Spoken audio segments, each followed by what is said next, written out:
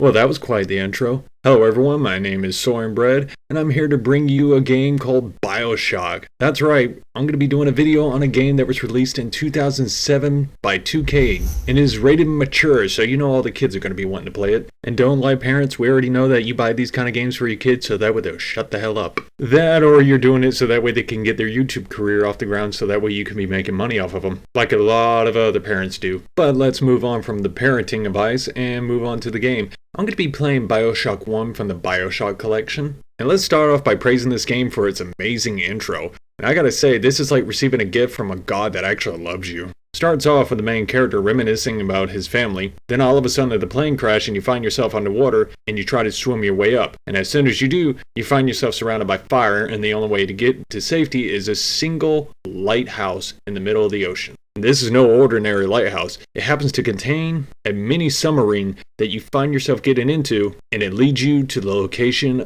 that this game is going to be taking place in, Rapture. And the view of it is just amazing. You've got a retro style city that is underwater, surrounded by marine life and vegetation. And as you travel through, you get to see the level of detail that went into this city. And as you go through, you see this big guy here working on the tunnel. You don't know who or what he is, but then you notice this giant whale, and let's face it, the whale is the only thing you really want to see at this point. Then your eye gets caught by all the neon lights that are flashing, and you can see that this is a place that has a lot going on for it. Casinos, dancing areas, bars, and so much more. And as your submarine pops up, all the good vibes turn to bad vibes, and you realize you've gone up shit creek.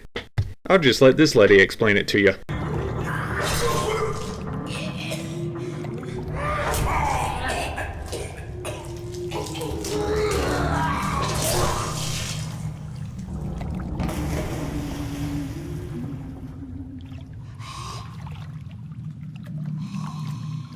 Is it someone new?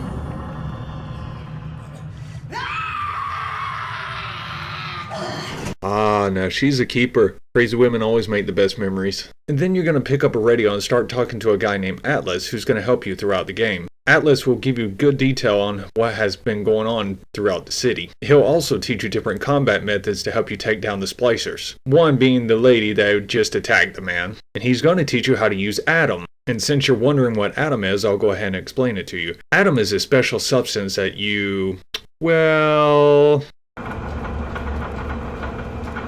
and once it starts coursing through your veins, you are given godlike powers. You'll have the ability to shoot lightning, fire, bees, ice, wind, and so much more. And boy, is it fun to experiment with all of them. Give them the combo. Zap them, then whack them. 1-2 punch.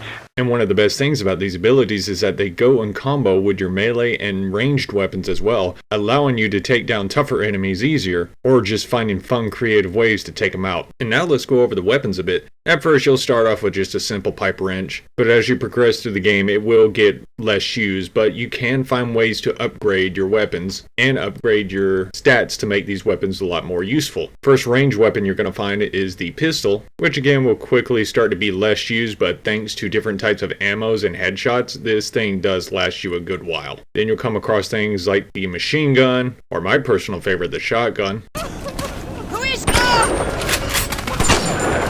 Oh, that was so satisfying. Then you get to the outrageously powerful stuff like the grenade launcher. And tell me in the comments below, but do you feel satisfied watching this thing reload? Because I do, and I really enjoy it.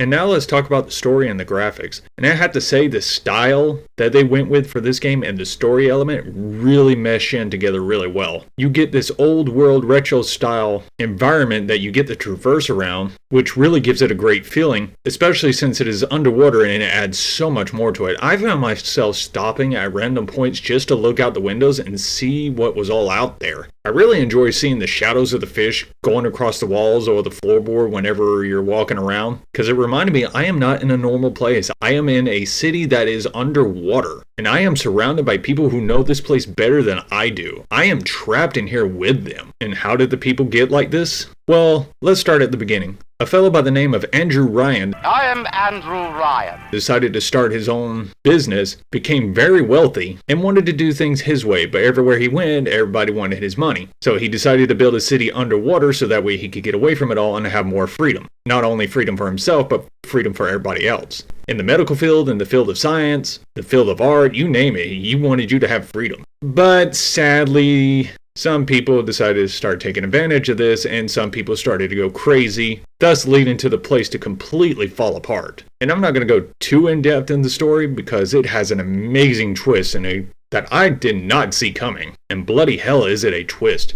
You do get little hints here and there as you progress to the story, and you pick up audio logs from different places, and it gives you little pieces of the story as you go, showing how different people are involved and how different people just suffered once things started going down. You also learn about the little sisters and the big daddies. The little sisters are the little girls running around with the syringes, stabbing them into dead bodies and then drinking the atom out of them. That ain't creepy at all. And they are guarded by the big daddies, and these blokes can be brutal. They do not like it when you get near the little sisters, and the little sisters don't like it when you get near them either, and they will command the big daddies to attack you with a smile on their face. And once you finally take down the big brutes, you are given an option to harvest or rescue the little sisters. And the point of this is, if you harvest them, you get more atom, and if you save them, you get a little less atom. But the more you save, you will get a little bit of reward here and there. And I decided to save them because the more people alive, the more viewers I get. And yes, how you treat the little sisters does affect the ending, so whenever you go through one playthrough, you can try something different on another playthrough. Now, let's talk about some of the problems with the game. I did run into a few graphical glitches in the game, like as you can see here, for some reason I